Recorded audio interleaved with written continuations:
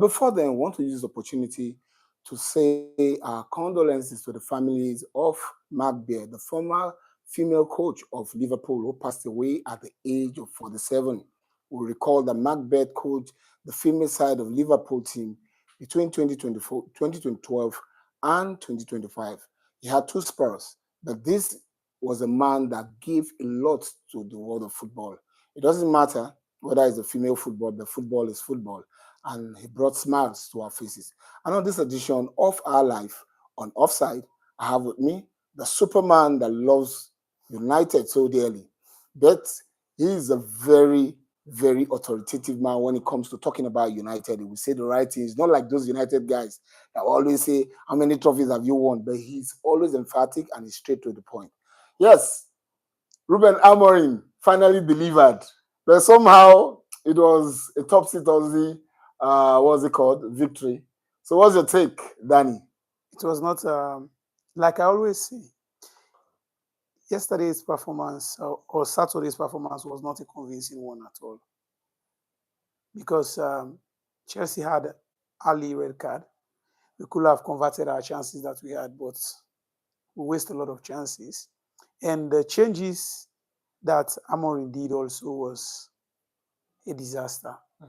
I've seen him a couple of times make those mistakes, where he can actually take out one of the best players and then bring in someone who is not even. And then for that player to actually gel in with the team, it's going to take that player a while.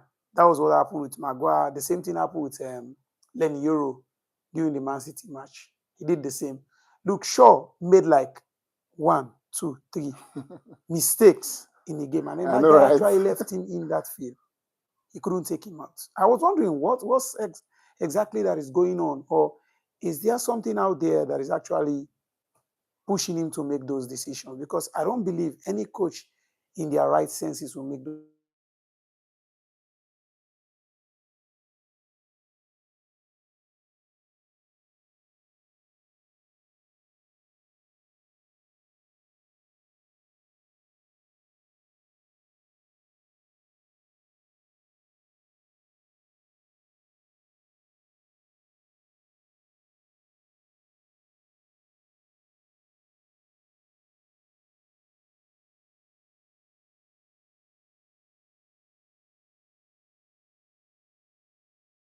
Enzo Maresca wasn't the only one that made that mistake. The handbrake is taking place in the English Premier League and it's taking the shine off the beautiful football. What we know the English Premier League about before now is that, you know, that energy, that push. Yeah. Everybody is trying to win. You see beautiful goals. But these days, what we're seeing is handbrake. Even Pep Guardiola is not left out of it. We saw Amorim did it. Enzo Maresca did it.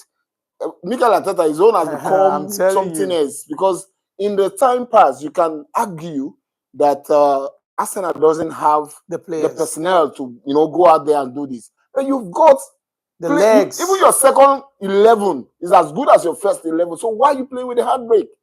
And for the first time in several years, we're seeing a Pep Guardiola leading, pulling out his strikers, and then bringing in defenders. Whoa. I don't know. So what's your take about these new handbrake tactics by the English Premier League? I'll start with Mikel Arteta. I think, like, I don't know. I don't really see him believing in himself or probably his players. Sometimes he's selling his players short when it comes to making decisions, like making changes, getting hold of the game and then take it. I actually bet on Arsenal on that day. Like, I see them going all for 3 points. I kept saying this thing, like, Man City, they are not still good enough. The only difference in that match was Donnarumma. But Arsenal, I don't know. Arteta keep making the same mistakes over and over again. You know, Pep Guardiola took off, let me say, he replaced an attacker with a defender. What Arteta could have done in that match is, like, just unleash the dragon. Let's hell break loose for Man City. That match would have been in Arsenal. Even from the outset, aside from it was just like he was too slow in making the changes.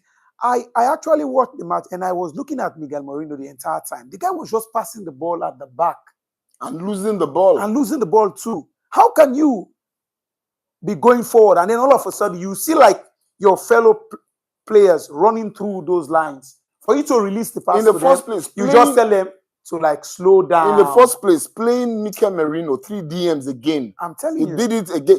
Yes, he escaped against Atletico Bilbao. That was just like that was just a narrow escape. But you can't keep on deploying the same thing. I describe it as fraudulent and criminal. Because you cannot have the kind of players you have on the bench, creative players. And the person I pity most in the Arsenal side is Gyökeres.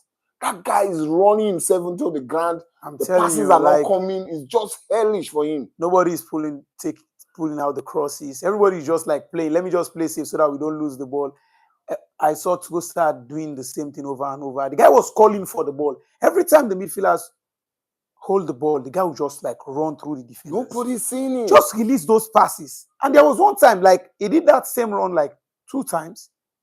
Miguel Moreno was the one that was holding the ball. He was just like, how can you be slow? Like you're playing for a draw. I'm telling you. These guys were there for the only...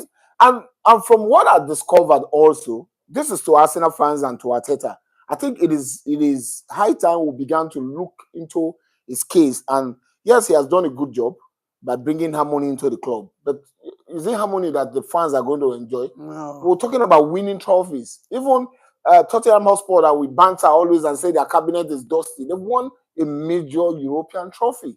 So why keep on doing the same thing that you're doing? Harmony is good for smaller teams like Crystal Palace, Fulham, and the rest of the other teams. But for Arsenal, it's a bigger club.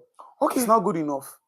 No, it's not good enough. Let's start with the match that took place first. I saw Ruben Amorim, even though in the press conferences he said even if the Pope comes, according to one of the Arsenal fans in fans' reaction, he said that he's not going to change his tactics. Yeah. But that is going to be detrimental to the team because, like I said, I've said it in the time past that United have got a team. Even last season, the team they had could have won the Premier League. They could have competed. Let me not even say go overboard. Yeah. They would have competed favorably for the Premier League because these are good players. Now, there are 2 key issues that are troubling United. One is the endemic challenge within the dressing room, which they failed to address. But the other one is a coach playing with a handbrake.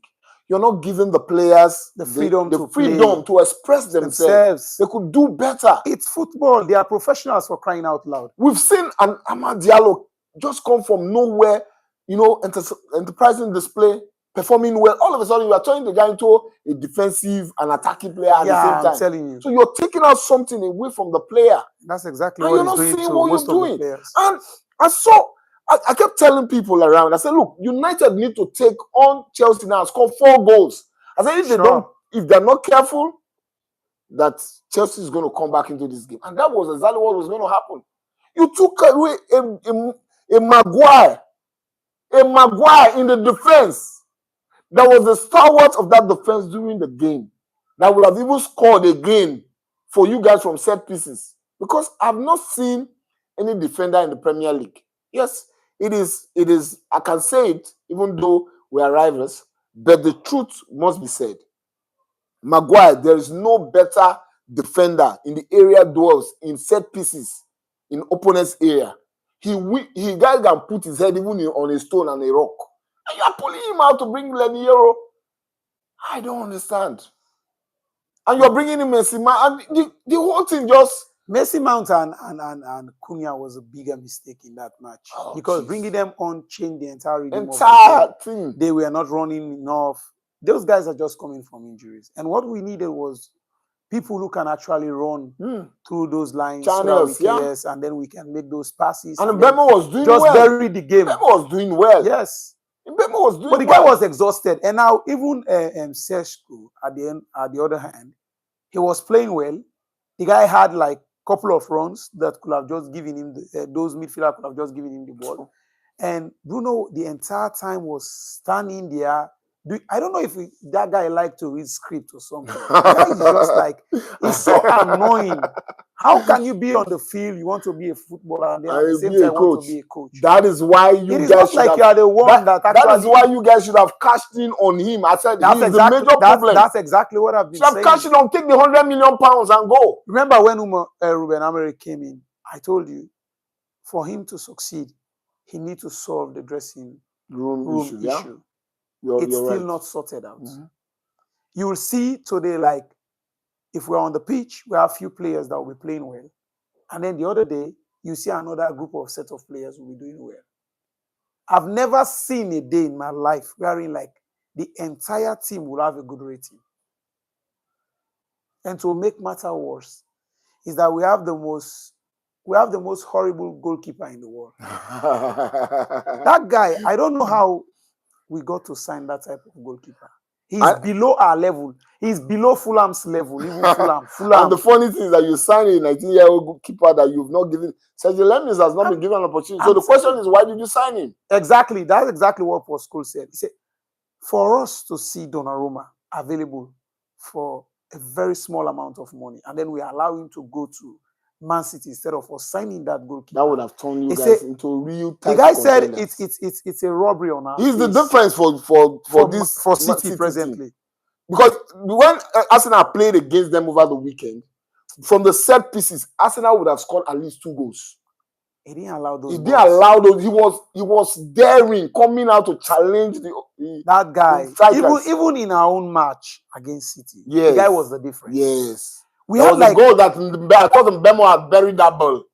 We had like a couple of chances that could have just went in easily, even with one of the best. And I'm surprised they did not give him man of the match in that game. I'm telling you, the reason why they gave the man of the match to Alan was the entire time Alan was defending and scoring goals. Like, Alan made a couple of duel ones that he in their own box that he actually won against the likes of Maguire and everything. It was like a major issue why we couldn't score those set pieces. The one that we scored against Chelsea. That's true. Yeah, we couldn't score them against Man City because Alan was everywhere. He was just looking for the ball. When the ball comes in, he just send it out. Anyways, we've spoken about Amorim. Amorim said he's not going to change his tactics, but let's see how long he's going to go, because this is the Premier League. We'll sack him now. You don't change your tactics. How much money are you guys? Even though you guys made some good money from the total revenue you earned, you want to start wasting it on paying coaches again? It doesn't really matter. The guy is just stubborn. And if he's stubborn, he's not willing to change. I just believe, like, even with, let's say, as an accountant, even with all the laws and everything, there is still, you still have, like, avenues for you to be flexible a bit. True. Wherein, like, this policy is not working because of A, B, and C. You can just do the needful to make things work at the end of the day. Right. But what about football? Coaches have their own main system that they are very good at, but they can change. We saw Pep Guardiola did the same thing. He actually changed his entire system against Arsenal. He brought in a defender and then decided to go with 3-5-2 formation. So what about you? Pep Guardiola undoubtedly is one of the best coaches in the world. You can't compare Pep Guardiola to Amorim. Pep Guardiola won Champions League with a 3-4-3 system. He played with that type of system. And then Akanji was playing there as a right back and everything. We saw what he did. So why can't he just change? Anyways, they say practice makes perfect. Probably you want to continue to practice with the United side and ensure that they perfect the system. I don't see us moving anywhere. Anyways, talking about coaches that have been playing with the handbrake, the second coach that played with the handbrake is no other person than Enzo Maresca. I'm telling you. Good enough, you had the red card issue, and Palmer was out. So why not? Why do you have to pull out your 2 attacking players, Estavio and Neto? And you were flat. The only changes that guy need to do in that match, the only changes was just to take Cole Palmer off and then replace him with the goalkeeper, because he doesn't have the legs when it comes to, like, chasing the ball.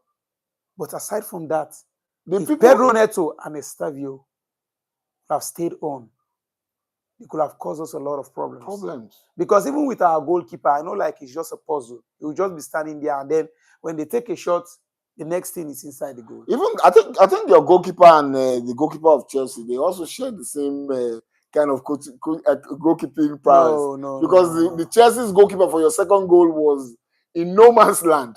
Yes, but our own goalkeeper, how many saves? I can give you an instance. Let's say for Burnley game, he did the same thing. The entire match, the guy had no pressure on him. 2 shot, 2 goal. 2 shot, 2 goal. That's how horrible he is. Anyways, it doesn't stop the ball from going to that net. Anyways, the goalkeeping world is another thing that we're going to talk about next some other editions of the show. Now, coming to Arsenal versus Man City. Yeah.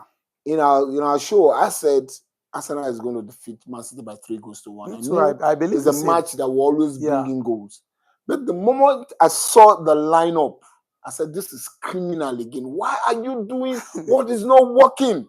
I'm telling you. It's like the same time he was playing Partey as right back. He kept playing him as right back. This is not working. Why you? Why? I think like for Arteta, most Spanish coaches, they are racist. I want to agree with you. I want to toe that line with you. Why do you always want to play your Spanish players? You have an Iberichese on the bench, a Waneri that is not the Waneri broke into that team before Miles Lewis Kelly even started having to sit on the bench.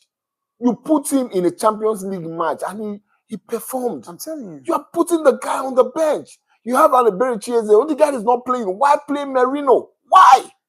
Even the 8 that Merino was playing when Kai Havertz wasn't there, he wasn't playing well. So why play him on a 10? This guy is not a ball carrier. Jeez, the moment I just saw it, I was crying the entire time that game. I was asking, please, just take this guy off. Take this guy off, and then you see Arsenal win this game. And then just take Trossard was a total mess. No wonder Arteta kept playing Martinelli. Trossard couldn't even dribble and pass and one defender in that game. Aside from that, the same shortfalls, negative shortfalls of the past season. Somebody threw ball at you. Why not just relax there and let the referee do his bidding? Because if I were that referee, you were supposed to get a yellow card for that. Yeah. It's just that the referee also wanted to save Bernardo Silva because he was already on yellow card. You would have given a yellow card. But why do you need a card? You are losing. And for you to even sit on the floor on the pitch was criminal. You are losing the game. What are you trying to do, to run down the time? That's exactly what he was trying. Anyways, we were talking about handbrakes. We also saw Pep Guardiola not only pulling out attackers for defenders, he was also running down the time. Yeah. First time we've seen a Pep do that. Is it that coaches are beginning to run short of ideas, tactical ideas? Because this is not the way the game was in the time past when we had the likes of Sir Alex Ferguson, Arsene Wenger. Jose Mourinho was the only one that came and played dirty in the Premier League. But we saw beautiful football from these two super coaches. No matter how much they are losing, you will see the flair, you see the fluidity. You'll still be going out there just to win that. Now what we see is just handbrake, sit back. Don't move, don't go beyond this place. He did the same thing against us. They were only lucky because we made those mistakes and then they took their chances. Jeez. So what is the football English Premier League? Because it's been touted as the most entertaining. I can agree with you. Like Pep is running out of ideas at this point because what happened to him last season, it shows completely that most of his ideas have been mastered by some of the coaches in the Premier League. So now even defeating those smaller teams has become a problem for him. True. So he's fighting very hard to see how best he can win game, even without playing very well. And that's going to cost him somehow along the way because I don't see Man City competing for this Premier League. I strongly believe that Arsenal and Liverpool are in a better footing to actually compete for this. But they're not with this handbrake football. It all boils down to if Arteta decides to change his narrative and his approach and start believing more in himself and his players and give them the freedom to play, like using the right player in the right position, allowing them to score more goals, and then try to pass more of the ball to Gyökeres. And also reduce this idea of depending on set pieces to score goals. That's exactly what I'm saying. Give the ball to the attacker. Before this time, he was complaining about not having a goal poacher. Now you have one. So why can't you just give the guy the ball? Peppering the guy. And then just give him the ball and see what's going to happen. If he's going to play well or he's going to lose the ball. And then you can resort back to your old ways. But he hasn't done that so far. So I think he's a problem for Arsenal right now. He just needs to go back to the drawing board and look at some of the mistakes that he has made and see how best he can correct them and move forward. But Man City, I don't see them moving anywhere. Even in the Champions League, if they happen to face the like of PSG, Bayern Munich, and then Barcelona, they will be humiliated. Like they will be seriously humiliated. Because take for instance like Barcelona that can control the game, wherein they have wingers that can go past 2 or 3 defenders. Lamine Yamal can cause a lot And of problems. Lewandowski will just be waiting Will for just be finishing. waiting for finishing. And don't forget that Marcus Rashford is coming on Yes, again. he's coming up again. Yeah. So it's going to be a lot of goal. And he scores a lot of goal against Man City during his time at Manchester United. So I don't see Man City doing much. Enzo Maresca, he won't last just like Ruben Amorim as the season goes by, because even him, he was just a lucky call that made him won that cup against PSG. He's making the same mistake, taking this guy, a right back, placing him in the midfield just to play. It doesn't work. It will never work because that guy doesn't have the legs to play in midfield. A midfielder is someone who has been trained to play there for a very long time. He's energetic. Yeah, they know when to receive the ball, where to receive the ball, their movements and everything. That guy is a right back. He only knows how to collect the ball from this side and then pass it here or maybe send it to the other side. But collecting the ball where you have like 2 or 3 opposition standing, it's not him.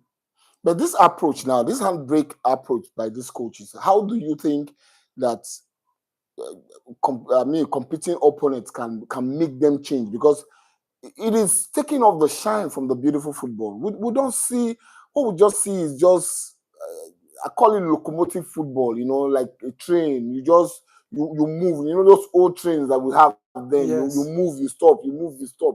We're not seeing those flare again, because the thing that gives me a lot of joy to watch in the time past used to be Leeds. You're giving them 3-0, they're playing you, they're attacking you, they're on phase, and they're still doing the same thing. So why change from your philosophy? Arsenal, before now, is known for the philosophy of playing beautiful football. It's gone. Under Mikel Arteta, we thought we got it back. I'm not seeing it again. You hired a set-piece coach from a lower side and then decided to play those set pieces. There's nothing wrong about hiring a set-piece coach, but one of the things you can say, okay, if we're not scoring direct, we can score from here. But you are now relying on it like 90% of your goals have to come from there. So you are doing the same thing and flogging balls. Donnarumma just showed them that, look, personally, I can handle you guys. Yeah. Because he was actually coming. Those were routes that major goalkeepers don't usually take. Coming out to go in the midst of defenders and attackers to go and punch. He comes out and punch. Yeah. And so, for how long are you going to keep on deploying these tactics that is not working? Because recently, when he was interviewed, the guy is telling us that nobody complained about his winning against Athletic. I complained. I was against it. Why play 3 DMs again? What's the essence of having creative players? Are you going to sell cookies with them? I don't understand. If you don't need them, you shouldn't have gone in market to get them. So the thing now is that, Danny, we as analysts now, how do you think teams, because we need to start, if they're not going to stop, teams need to break them down, need to destroy these, just like when in the time past, when Jose Mourinho came to the Premier League, we just score 1 goal, go back and defend. When he knew that the parking the bus was no longer working, he started playing flat football. Yeah. So I think opponents, let us look at how can opponents start deploying tactics that will help to narrow this handbrake football that these coaches are. Like I said, I think it's because of the fact that most of those smaller teams have been able to master those bigger teams, their approach with regards to a set piece and everything. That's why they had to resort to this type of playing, like breaks and everything. But I think if Arteta feels threatened on his job, he will start doing the obvious, which is like allowing players to play in their right position. The only thing he needs to do, just take the right player, put them in their right position. Forget about 3 defensive midfielders. Forget about Spain going to the World Cup. You want Miguel Mourinho to have a call-up with Spain and everything. I think like most of them are just trying to do these things because they want their country to be well represented when it comes to 2026 World Cup. If he decided to play the right player in the right position, then he will move past this. Or if the board decided to threaten him with his job, I think it's going to change. But some of them are really stubborn. Like Pep, I think some of the reason why he's holding back is because he doesn't have enough legs as of now. Mamouche is out. Rancheki is out. Some of his players, they're out. Maybe when they return from injury, he'll start playing the normal football. But I think the midfield is the problem because he's a coach that has been relied on this guy, what's his name, Rodrigo, for a very long time. And now Rodrigo doesn't have the leg. Rodri. Yeah, Rodri doesn't have the leg and then the energy to play in that position anymore. You will see, like against Arsenal, he was like exhausted, even in the first 45 minutes. And that's something that you would have capitalized on. Yeah. He couldn't run past the midfield the entire time. So he was just sitting back, waiting for the ball, pass, relax, pass, just trying to like use a little pace that he had with him to finish off the game. Anyway, you've heard it from Danny. Danny said it is high time that the owners began to work the iron rod over these coaches. Because when you know that your job is on the line, then you start playing the right tactics and deploying players in their actual roles. Sure. And that is what we're expecting that is going to be happening very soon. Because Arteta has done so well, 5 years and 6 months counting, we're still seeing Arsenal playing with a handbrake. The time he used to complain about not having players. Look at my bench. Look at my opponent's bench. It's gone. Now you have personnel in depth and you're still doing the same thing. So I think it is high time the Cronkies began to tell him, question his decision making and tell him that we've given you some couple of days or couple of months. You don't do well. Show you the way. Because I want to believe that any coach that knows his onion with this current Arsenal, because Arsenal isn't doing anything spectacular. I'm telling you. There's nothing spectacular. He's just giving players, go and enjoy yourself on the pitch. He's just giving them the freedom to play. Go and enjoy yourself on the pitch. And they're doing that. So why play with a handbrake? He's making the same poor decisions with changes, but yet he still managed to win some of those games. Yes. Because he gives his players the freedom to play. Say, go out there and play. I listened the first interview when they interviewed him when Liverpool signed him as their head coach. He said, I love to give my players the freedom to play just as they want to play. Say tactics, yes. Say, but at the end of the day, they are professionals. They know exactly what to do on the field. I will just be out there, just be like cheering them up so that they know, like. And it's working. It's working for him. It's working for him. It's working for him. Because it's not like he's doing anything out of the ordinary. Not that you tell your player, don't move it. The simple thing against Man City that was looking at, the Bukayo Saka is back. Noni Madueke was terrorizing the entire And then defense. You took him off. Just bring him, pull up Trossard, put Noni that way, put Bukayo here, put Eze in 10. Then you start bombarding the team from every angle. You get your goal. But it was only one, when Bukayo Saka came in, it was only one side of your attack that was playing well. The right side. That was Bukayo Saka. Yes. And this guy, the entire time, was just playing the ball back. Not a single cross. Anyways, this is where it's been on this edition of Offside. We want to know, you go to the comment section. Let us know what your views are. Do you agree with us that the coaches are playing with a handbrake? And like Danny said, the only way out is when the owners wear the big rod and tell them it is high time you have to left our club. And that is why we are here to bring it before you. We are the jury, but you are the main jury. If you go to the comment section and let us know what your views are about coaches in the EPL playing with a handbrake. And the coaches are Enzo Maresca, Amorim, Mikel Arteta, and unfortunately, Pep Guardiola just joined the list. Just joined the list. So, Danny, I don't know if you have any message for the fans. Click, subscribe, and follow us. Help us build a bigger community together. Yes, this is football. Yes, together we can do this. Yes. Help us build a bigger community together. And from me and from Danny, until we meet again, it is keep it tight.